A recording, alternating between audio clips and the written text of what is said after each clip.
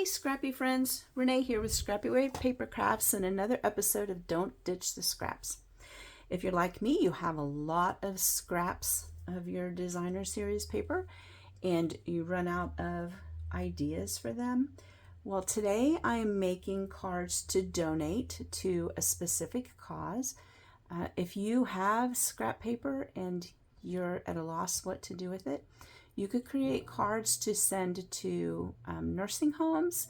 The nursing home residents not only like to receive the cards, but they also like to send cards. And being on a fixed budget, they can't really afford to purchase them.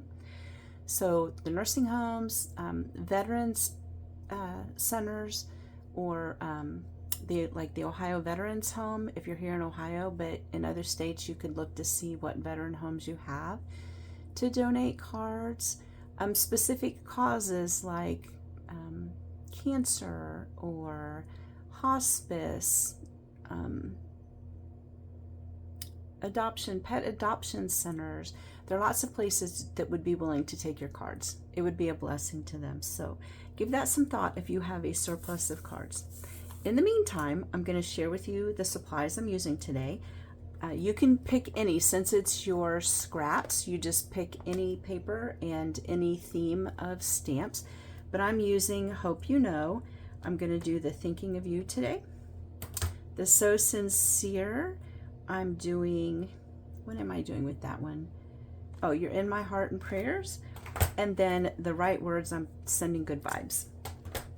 And then the embossing folders that I'm using, this new Stone and Vine just came out with the January to May 2026 mini catalog. It is so detailed. When we get to that card, I'll show you. I've not had a folder that has made such a deep detail. I love that one. And then a retired one, the Textiles. I could not part with this one because it's a great folder to use for anything. And then this one is an online exclusive plastered painting. We used to have one that was splattered paint, but this one kind of looks like somebody took a putty knife and made dents in the wall. And then the ink I'm using is Petunia Pop, Old Olive, and Pretty in Pink. I'm trying to use up the 2023-2025 in color DSP. So we'll use those inks. And then the coordinating embellishments. I'm sorry, it's 2024 to 26. Anyway, I have both matte and shimmer embellishments. And then I'm using a blending brush to take your pick, the glue, and then I have this little weeding trash can for my scraps. So I went ahead and put a card together. Oh, here are my dimensions for all three layers. Hopefully you can read that, all three cards. Anyway, I assembled one just so you could see what it looked like. And then I decided that it was a little too plain for me. So I took the textile folder and embossed it. It gives it just a little bit more texture. We'll go ahead and glue that onto the back. You can use a tape runner if you prefer. I just prefer to use glue. And you'll notice my hand shakes. I haven't mentioned this in a while, but I was a little hesitant and slow to start making cards on video simply because my hand shakes. It's not nerves. It is a medical condition. And I was encouraged to go ahead and do them to show people that disabilities do not limit your ability to create. So sometimes I just have to slow down. It doesn't affect my stamping. I'll hold in, or I'll hold my hand on my arm, or I'll lean into it with my body. There are ways to work around a shaky hand. Anyway, so if you see my hand shaking, just know it is not nerves. It is a medical condition. Okay, so I'm just gluing all of these together. I glued those two pieces directly onto the card. This piece I'm going to stamp, and then I'm going to put dimensionals behind it because I want it to pop off of the card. And I'm going to go ahead and stamp both of those sentiments for both cards at the same time. I'm using the Petunia Pop to coordinate with the background, the cardstock. And then I am not doing the insides of the cards just because it'll save us time and you can pick your own sentiment. If you're at a loss as to what to put inside the card, you could just put a strip of coordinating DSP at the bottom or the side of your card. Or if you have a coordinating stamp to go with the DSP. Oh, I messed that one up. Okay, well, I'll be redoing that one afterwards. But if you have a coordinating stamp for your DSP, you could put that inside to decorate, but I'm not doing that today. Go ahead and pull out dimensionals to pop that off.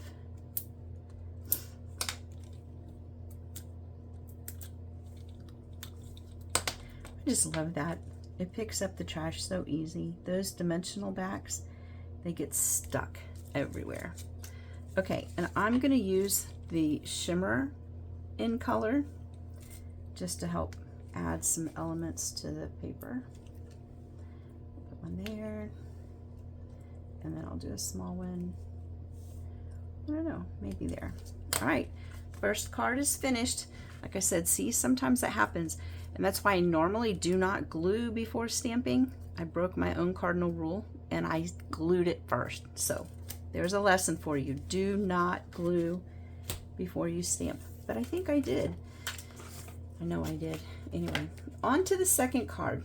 My second card is my favorite color. Again, I made a sample ahead so you could see what it's going to look like.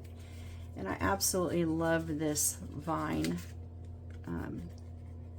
embossing folder. Just look at how deep the embossing is. It is so detailed. I absolutely love it. Anyway, I'm going to start out by making sure that my card is straight. See how this is? Can you see there's a little gap right there? Kind of hard to tell with it being so close.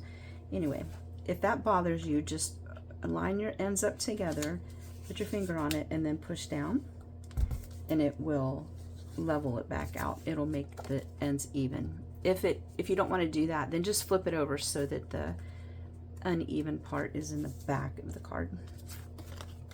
And then again, I'm just going to glue this down. I feel like I have too many things on my station now. We'll make it work. So, I'm not sure where you are, but here in Ohio, we went from a very balmy, record-breaking temperature yesterday of 62 degrees, and it was super sunny. Today is very dreary and cold. The temperatures plummeted yesterday as the front came through. So while I'm putting this folder, this embossed layer on, I want to tell you about the folders. Sometimes it causes the paper to shrink. So you'll see I have very little exposure here on the ends, but I have more top and bottom.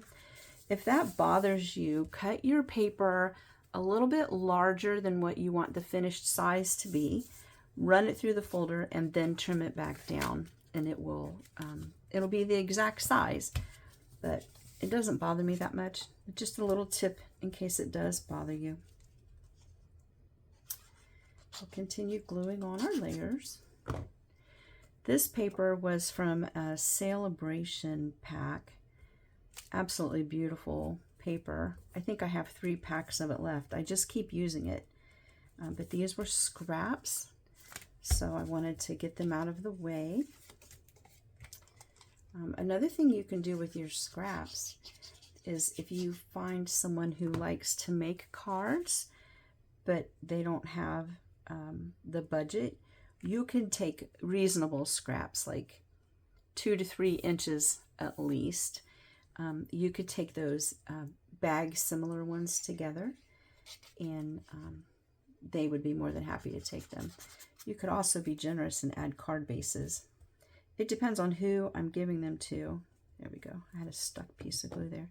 It depends on who I'm giving to as to whether or not I give them card bases. I do have a friend that I give card bases to and envelopes, and then other people I just give them the retired DSP. So there we go. We have that layer on. You could pop this layer. I might go ahead and do that on this one. I did not pop it on this layer, but I think I will on this one. And then just have to be careful when I put the dimensionals on the circle that I put it in such a way that when it runs through the post office, 2 dimensionals are not on top of each other. And I'll show you what I'm talking about here in a minute.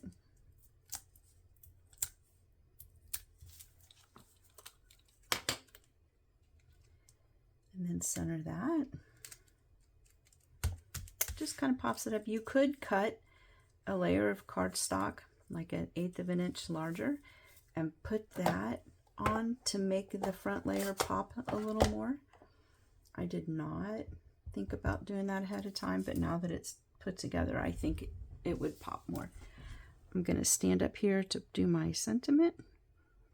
The nice thing about a circle is that it doesn't have to be exact. Go ahead and do both for both cards. There we go. See, I didn't glue those first, and so they came out, of course, because I didn't glue them first. We'll set that one aside. Now on the dimensional, see, I'm going to put this right here. So I don't want to put a dimensional here. I'll just put a drop of glue on this side, but I'll put a dimensional here. Maybe one there too, so that they still pop up. And I don't need a full dimensional, so I'll take my scrap dimensionals, another way to save on your expenses, and I'll put them behind. Then I won't have to cut one.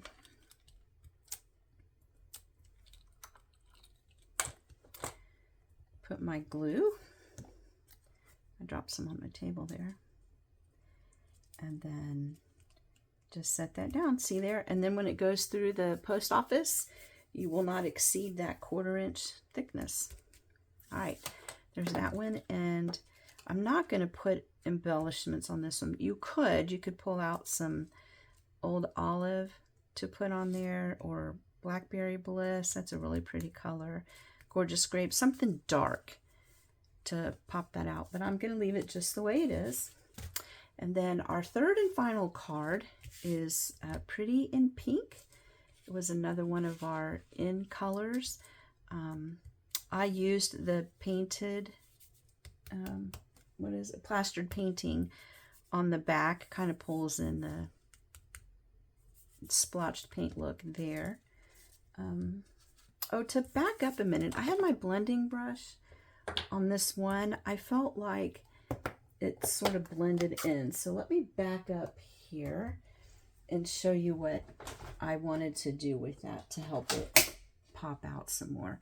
I'm going to get a piece of scrap paper. If you have grid paper, you could use that. But I'm going to load up my brush with a little bit of ink. And I'm going to start over here so I don't end up with a splotch. And then I'm just going to kind of blend it. Sorry about that. I didn't think to do this before I moved ahead. I want to show you the difference in the two. And you could make this as light or as dark as you want. I kind of like it a little more pronounced, so we'll do that. Okay. So here it is, not blended in, and then here it is blended in. See how it just helps it pop? So that was a technique I wanted to show you. Okay, back to this pink card. All right, there's your image again. And then we're going to take this, same process, I'm going to glue it down. I would love to hear from you if you do donate your cards, who you donate to. Do you make them? Do you donate just pieces? What do you do to share the love of card making? I think my glue tip is clogged. I love to use this smaller bottle instead of the Tombow bottle. The Tombow bottle, it comes out fast and furious for me, and I feel like I get glue all over my hands. And it's a great glue, but it's difficult because it's a repositionable. It's difficult when it gets on your hands. So I move over to the smaller bottle and can control how much comes out. Okay, so glue that down. And then the banner, normally I would take my scissors and just cut up the center and then pickle each side, but this is a larger piece. So what I'm going to do with this is I'm going to take my trimmer, see, you can see it here, and I'm going to center it. So 1 1/4 here, 1 1/4 there. I'm going to set it down, and I'm only going to go up about 1/4 of an inch. Maybe more like 1/2 an inch. Did I do that right? Okay. Then I'll take my scissors and I go from the point to the tip of the cut, flip it over, point to the tip of the cut. See, in there I have my banner and it's even. All right. If I didn't do that, it would make me crazy that my banner was not even. All right, so I'm going to set this down. And then I'm going to take this piece. Again, this is one of those pieces you could make it pop out by putting some color behind it. Maybe this darker color or the Pretty Peacock. Either one of those would be pretty. The green, you could pop that out. That is Summer Splash. You could pop it out with that too, but this is a very basic card here, so let's see here. Put that on. Okay, then I have my word part. I feel like something's missing here, but I have my banner sentiment right there. And on that one, I'm going to put Sending Good Vibes, and I'm doing it pretty in pink. Very light ink. Okay, I got to stand up to do this. Sorry if my head gets in your way. Let's see here. Sending good vibes. Sending good vibes. And then I got a little bit on there. I got that halo. That's what happens if you push too hard or if you rock your stamp. So don't rock your stamp. Don't push too hard. All right, there we go. Sending good stamp. Good vibes with a stamp. All right. I'm going to take this piece and I'm going to pop it up with dimensionals.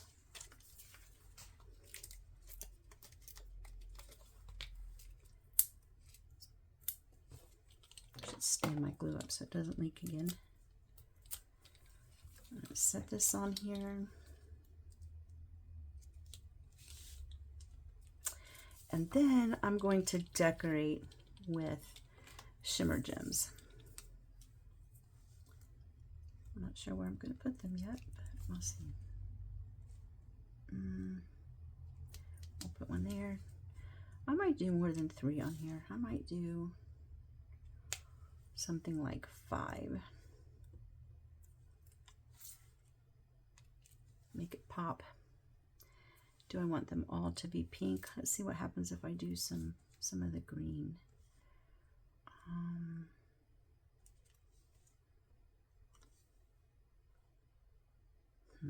Do one there.